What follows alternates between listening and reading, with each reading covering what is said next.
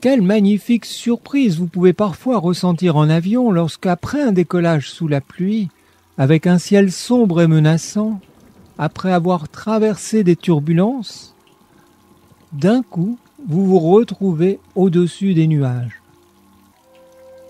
Soudain, l'avion vole dans un air calme, le ciel est bleu, le soleil brille, et les nuages en dessous sont lumineux.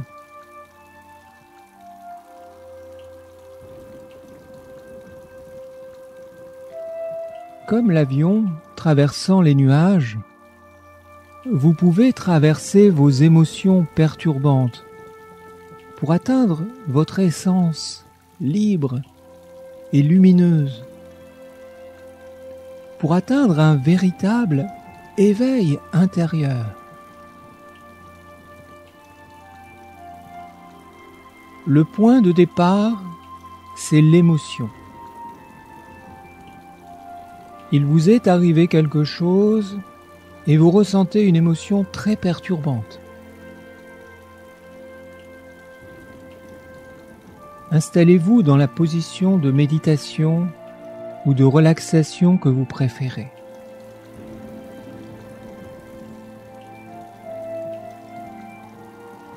Installez-vous dans le calme, le silence et l'espace.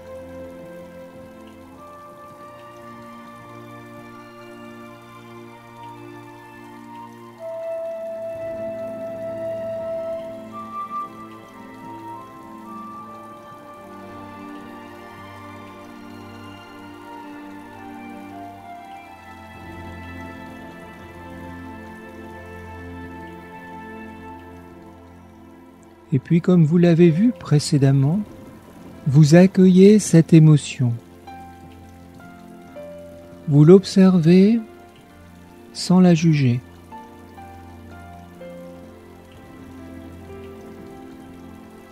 Elle est là et vous l'observez.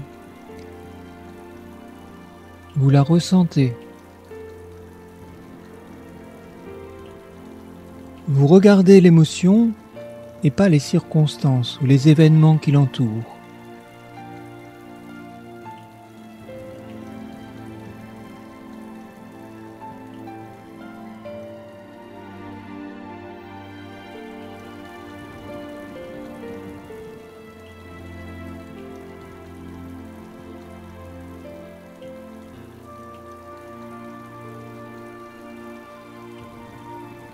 Et puis, vous recherchez l'émotion. C'est la deuxième étape. Si vous ressentez encore cette émotion, alors vous vous en approchez de plus en plus.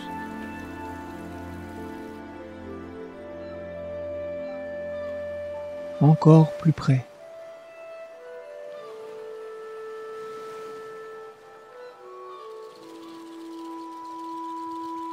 De plus en plus près.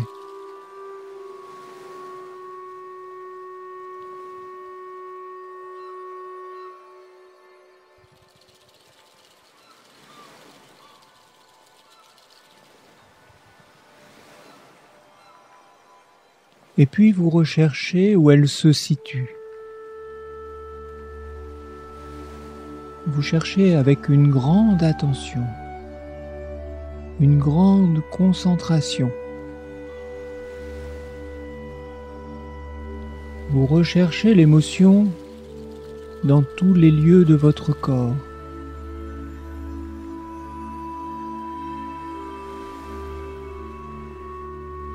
Dans votre tête. Vous cherchez dans votre cerveau.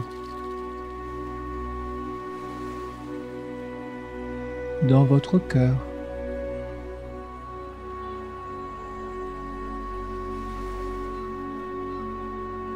Dans vos bras. Dans vos jambes.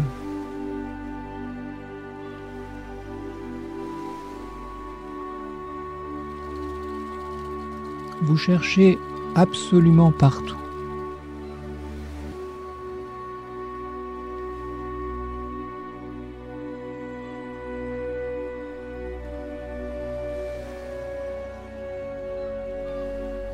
où est l'émotion.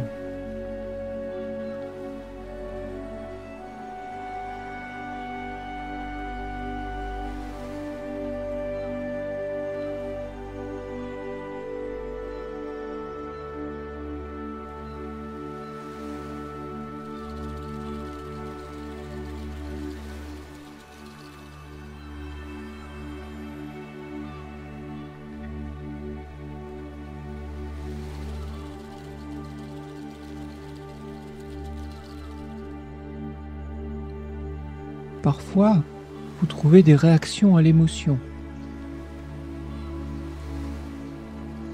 Peut-être des contractions, des palpitations, des douleurs.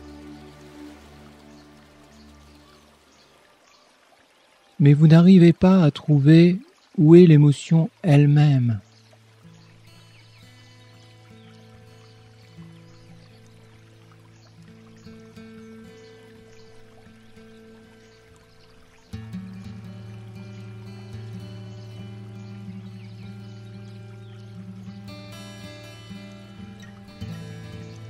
Et lorsque vous pensez qu'elle est quelque part en vous, dirigez votre attention vers cet endroit.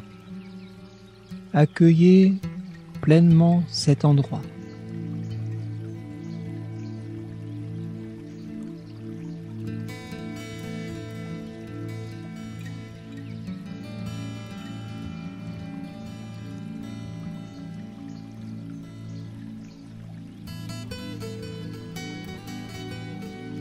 Alors vous constatez que vous ne la trouvez pas. Vous ne trouvez pas l'émotion.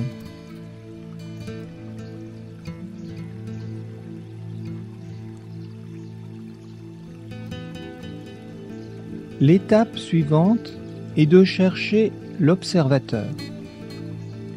Peut-être que déjà l'émotion a disparu. Si ce n'est pas le cas, vous vous posez de nouvelles questions. Qui ressent l'émotion? Où est celle ou celui qui cherche l'émotion? Où est le sujet?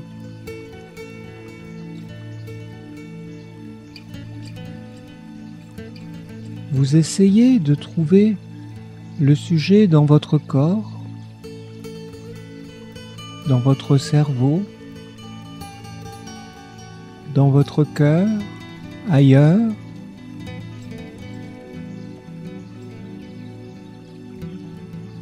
Recherchez-le.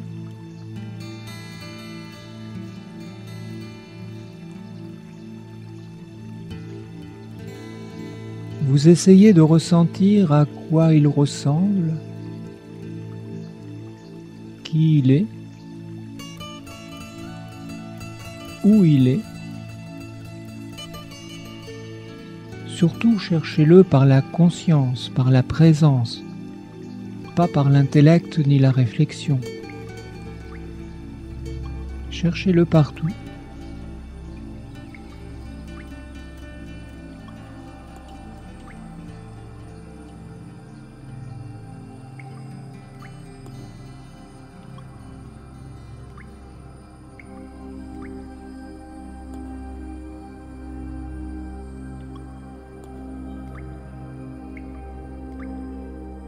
Alors vous constatez que vous ne trouvez rien. À chaque fois que vous pensez vous approcher, vous rencontrez le vide. Le sujet, l'observateur, n'a pas de réelle substance. Celle ou celui qui ressent l'émotion n'a aucune substance.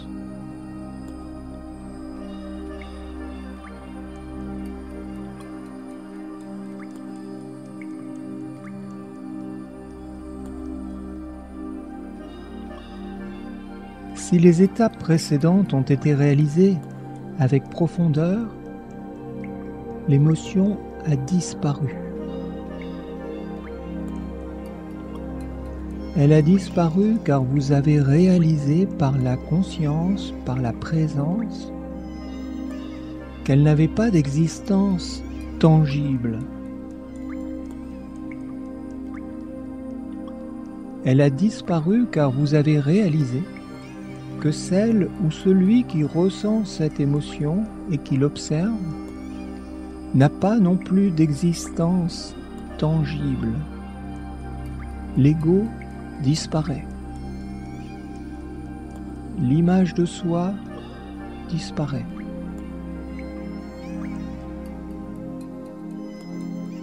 Alors l'émotion, n'ayant plus aucun terrain pour s'enraciner, disparaît à son tour.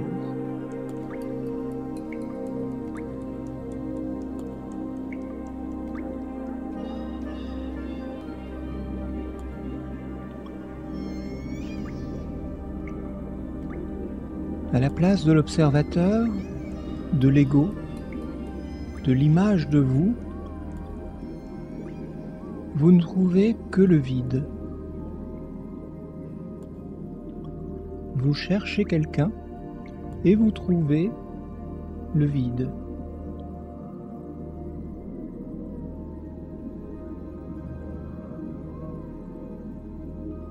À ce moment, par manque d'habitude de cette pratique, vous pouvez ressentir la peur du vide et le besoin de le remplir pour vous rassurer. C'est un besoin inconscient dû au manque de pratique. Bien souvent alors, vous allez tenter de le remplir en sortant de la méditation, en revenant dans votre état de conscience ordinaire et en rappelant l'émotion car c'est la première chose qui vous vient. Tout est alors à recommencer.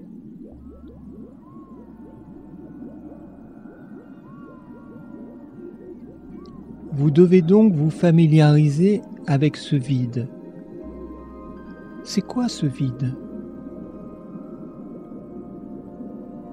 Lorsque vous le contactez, détendez-vous, ouvrez votre cœur et essayez de le ressentir.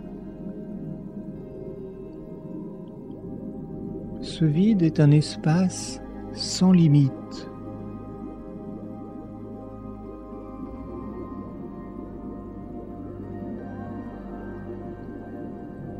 Il est en même temps le potentiel de tout.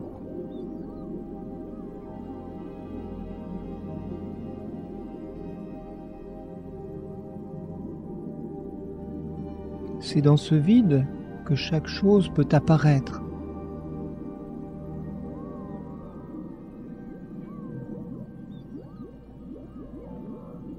C'est comme une feuille de papier vierge qui potentiellement peut contenir un texte dans une langue connue ou inconnue,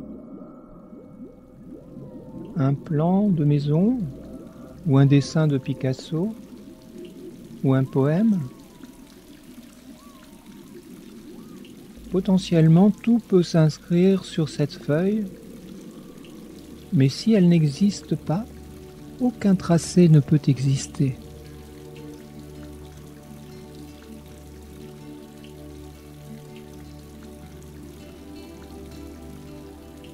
Alors ressentez ce vide le plus profondément possible.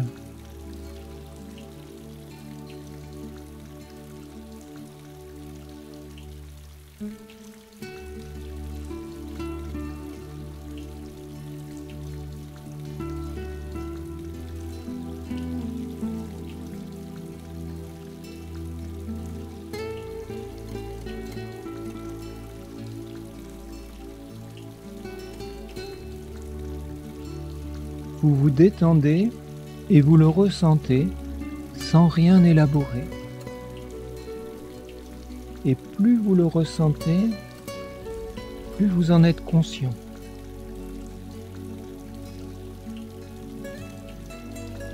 Il n'y a rien et vous êtes conscient. Vous ressentez ce rien.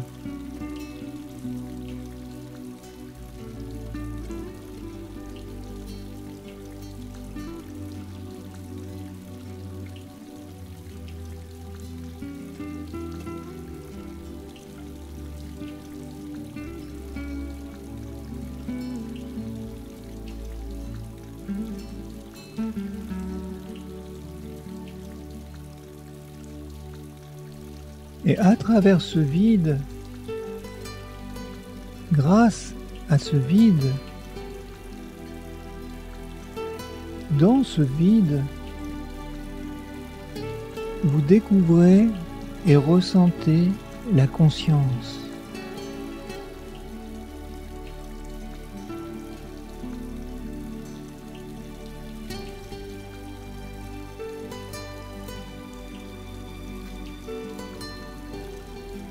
Ce n'est pas une conscience qui élabore.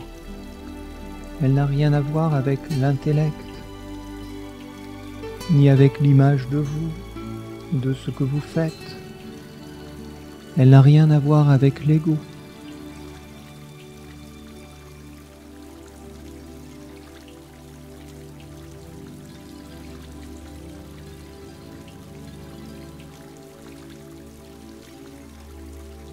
Cette conscience est un état de présence totale à ce vide, à cet espace sans limite.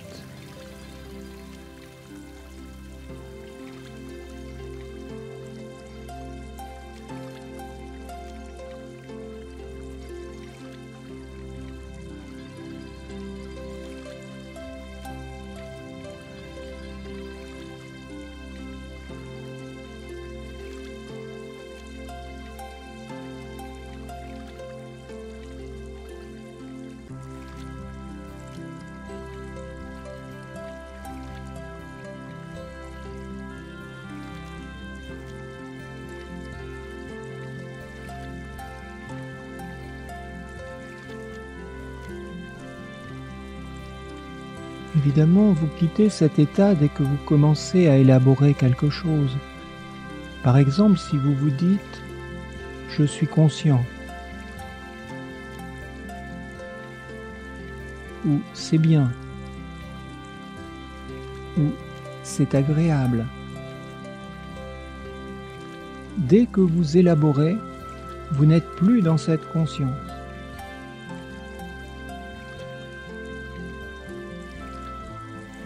Bien sûr, plus vous restez dans cette conscience, plus vous êtes nourri.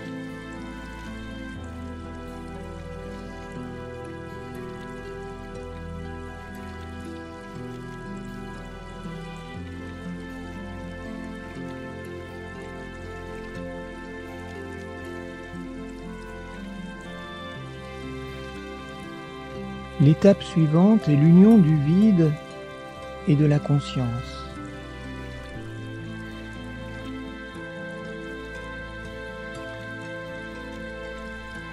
Dans cette pratique, vous avez à la fois besoin du vide et de la conscience. Mieux, ces deux doivent s'unir pour ne faire qu'un.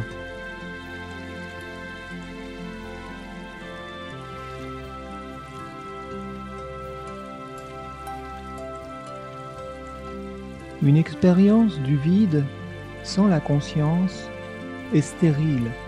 Souvent, elle mène à très vite élaborer et par conséquent à faire disparaître ce vide en le masquant à nouveau par des pensées ou par des émotions.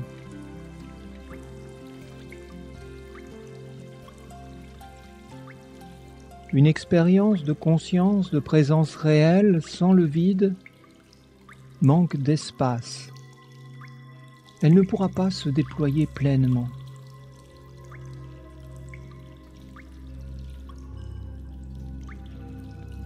L'union du vide et de la conscience vous met, elle,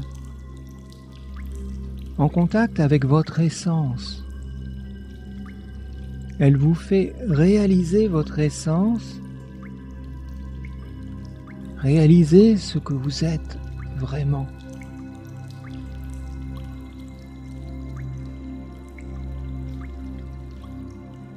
Dans cette partie, vous accompagnez donc l'union du vide et de la conscience.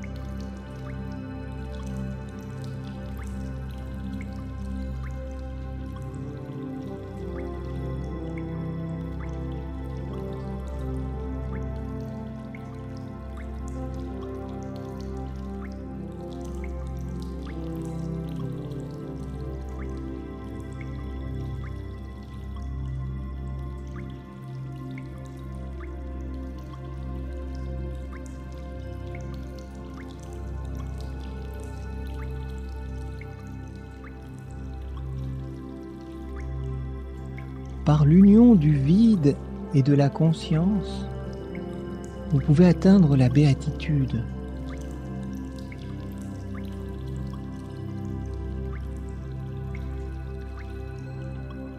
Lorsque vous avez accompagné l'union du vide et de la conscience, vous vous maintenez dans cette ouverture.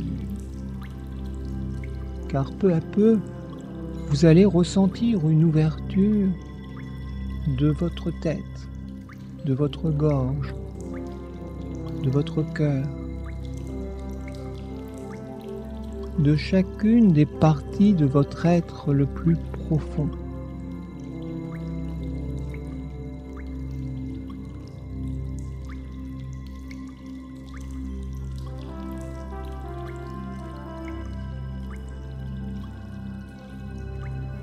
Chacune de ces parties semble ne plus avoir de limite.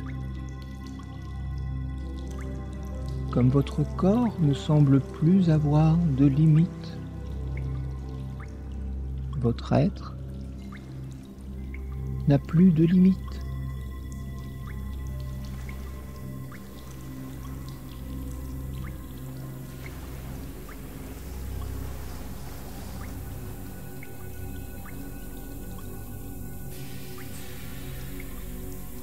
Et lorsque vous ressentez cette ouverture profonde,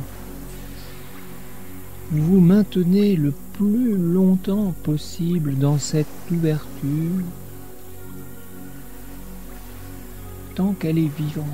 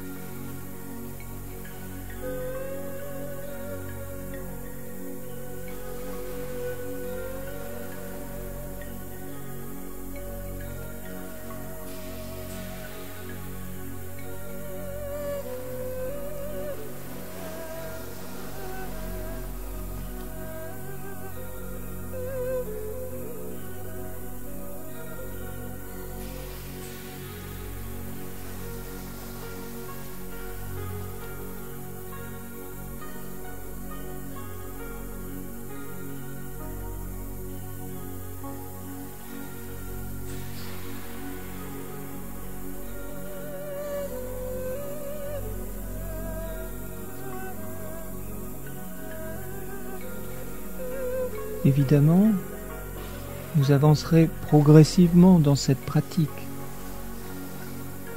Ne soyez pas trop exigeant avec vous-même,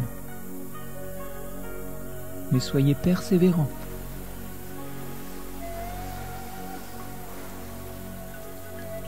Il est souhaitable de pratiquer 1 à 2 fois par jour, et lorsque cette pratique sera devenue familière, vous pourrez aussi l'intégrer dans votre vie quotidienne. Évidemment, ce sera de façon moins formelle. Mais pensez, lorsque vous vivez une émotion perturbante, à vous relier à cette pratique. Et dès que vous le pouvez, à chercher l'émotion en vous, à chercher l'observateur,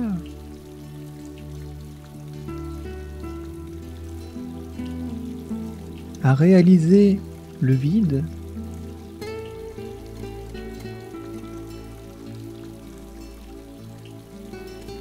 à réaliser la conscience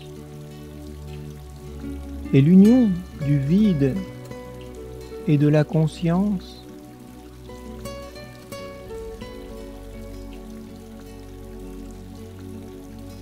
Et enfin, à ressentir cette ouverture, cette béatitude.